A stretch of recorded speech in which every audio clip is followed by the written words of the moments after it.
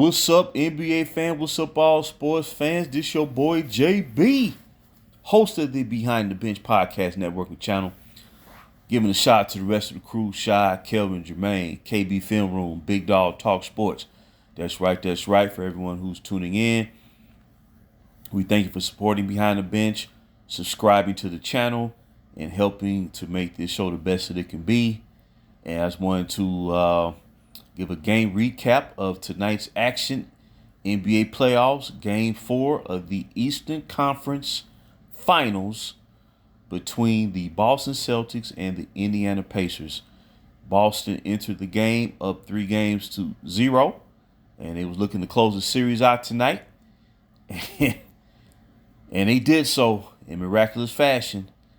And the Boston Celtics have advanced to the NBA Finals for the second time in 3 seasons. So can they finally break through and win it all? They've had the best season of any team throughout the regular season, finished with the best record. I believe they won something like 64 games this year, 64-18. Home court throughout the playoffs. I believe they were number 2 in offensive rating, number 1 in defense. So they meet all the criteria. It's just a matter of, can they finally break through and become champions, with Jayson Tatum and Jaylen Brown as the cornerstone players. But I have to say, Derrick White has been a godsend for this team. And me personally, I didn't think Derrick White would become the player that he is. While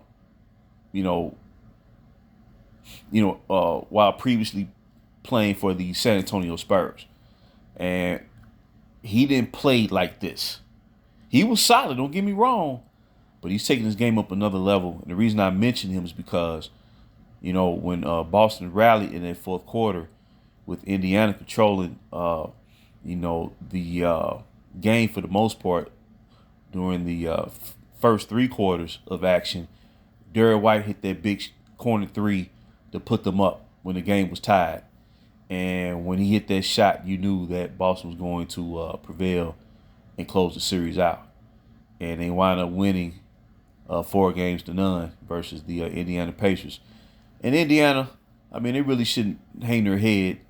I know they're disappointed because they lost, but they went farther than most prognosticators had predicted. So they have a lot to look forward to. One of the up-and-coming young teams of the NBA, and they made a good showing for themselves. They beat Milwaukee Bucks in the first round.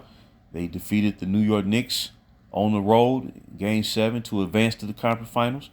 Although me personally, I do believe if New York was at full strength, I believe the Knicks would advance to the conference finals to play Boston. But nonetheless, Indiana can take this and say, you know what? Hey, we can build off of this and, continue to move forward, and maybe they break through next year and go to the finals.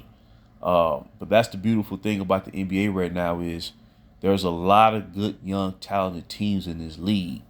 And the margin for error, even with an experienced team like Boston, with their 2 cornerstone players basically entering their prime, they had to come from behind to win tonight in this series, because Indiana easily could have been up 3-1.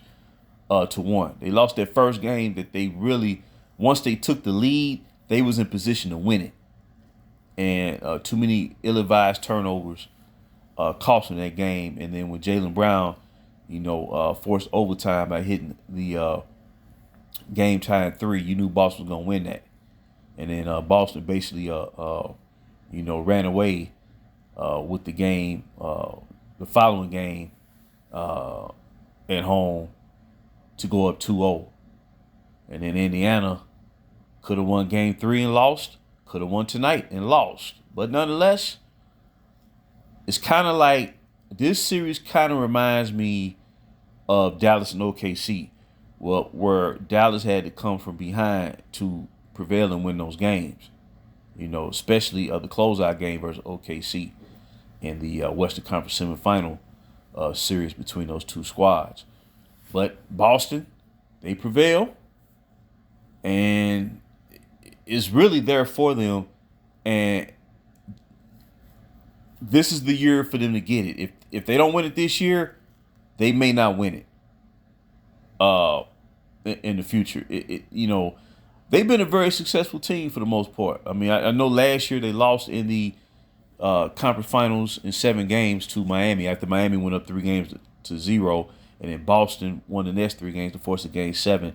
But you kind of knew Miami was going to win that game 7 because no team has ever won a series, starting in a 3-0 deficit. We never seen that in the NBA and may never see that, But at the end of the day, the Boston Celtics win the Eastern Conference Finals, and Jaylen Brown was named the most valuable player of the Eastern Conference Finals. So if we look at the box score of the game, Boston wins by a score of 105-102.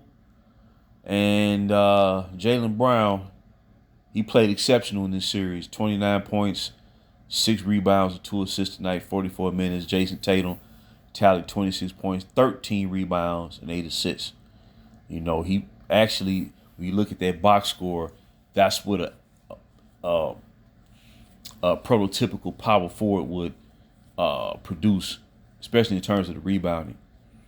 Derrick White, he had a lot of big shots. And Jrue Holiday, that was a heck of an acquisition for them this year. Because remember, he was initially traded from Milwaukee to Portland. And then, right before the season would start, or preparation for the season, Boston acquired Jrue Holiday. And I know he made that big-time defensive stop at the end of Game 3. And actually, in Game 1, he put great defensive pressure on Tyrese Halliburton and caused him to turn the ball over down the stretch. So he's performing like he did. He playing at the same level he did when he was traded to the Milwaukee Bucks and helped them win that championship in 2021. And he has 17 points, 9 rebounds. So at the end of the day, and they're doing this without Kristaps Porzingis. And Porzingis is a heck of a player. I've always liked this game. When he was drafted by the Knicks, and he built his game up to the point where he was averaging like 24, 25 points a game and like 12 rebounds. But he's just had the most unfortunate injuries. And I just think a lot of it is because of his height and his he's a relatively thin guy, and he just suffering those unfortunate injuries because when he was in the lineup, I mean, Boston was really playing lights out, because they had the largest margin of victory of any team in the league this year. They margin of victory, point differential was like, one of the top 5 greatest point differential for a team in league history. So they have a lot of advantages, and this may be the year they break through and win the franchise's 18th championship. But it looks like they will face the Dallas Mavericks in the finals. Dallas have to close their series out versus Minnesota Timberwolves, but nonetheless, Dallas is up 3-0, and it looks like that will be the finals matchup. I think it'd be a great series. Boston's 2 best players are playing at the same level as Dallas' 2 best players. But at the end of the day, like I said, I just appreciate when teams build the right way. There are no narratives, man, and let the best team win. And that circumstance is it. Everybody wins in that situation. The league wins. The people who tune in and watch the games win. The fans win. The organization wins. It's a win-win situation. But and I believe this may be Al Horford's last year, so I know he's looking to go out on top. You know what I'm saying? He been in the league a long time. Al Horford, I believe he entered the NBA like in 1998 out of the University of Florida, where he helped lead the Florida Gators to back-to-back national championships along with Joakim Noah. I believe Corey Brewer was on them teams too, if I'm not mistaken. But for Indiana, like I said, they have a great future for themselves. Pascal Siakam, I think he had a great series. And then their young players, Nesmith and Nembhard. Nembhard stepped up big tonight, 24 points, 10 assists, 6 rebounds. Obi Toppin was a great acquisition for them. TJ McConnell, he's a very hard-nosed player, and he come to play. And he's not going to back down from nobody. Miles Turner, he had a below average performance, but nonetheless, he has value. He adds value to that team. And Tyrese Halliburton cannot play the last 2 games due to, I believe there was like a hamstring or whatnot. So, but Indiana, they advanced to the conference finals this year. So, they have no reason to hang their heads down low. But at the end of the day, the Boston Celtics win the Eastern Conference Championship, and they advance to the NBA Finals for the second time in 3 years. They're trying to avenge that loss from 2 years ago. But man, like I said, if Dallas advances to the finals, that could be one. That series can go the distance, and both games outside of Game 2 in Boston, where Boston blew out Indiana, their games have basically been going out to the wire, just like all 3 games for the Mavericks and Minnesota.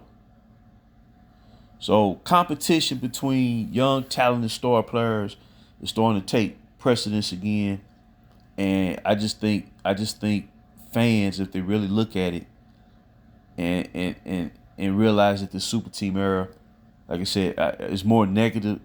I see more negative circumstances that have occurred because of that era of basketball that has caused a myriad of problems. But the league is beginning to correct itself.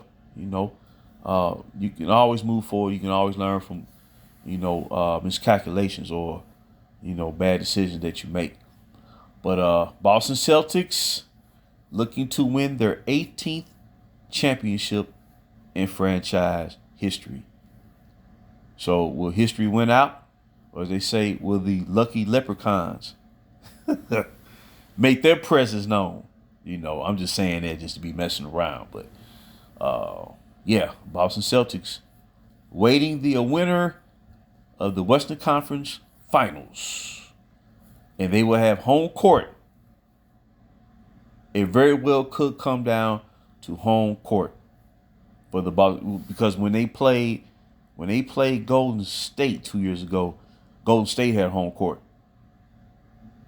They had home court, but actually Golden State won the championship in Boston on the road. So, but I think Boston rather have home court than not. So we're going to see what's happening. So I just want to drop that nugget real quick. And until next time, NBA action is fantastic.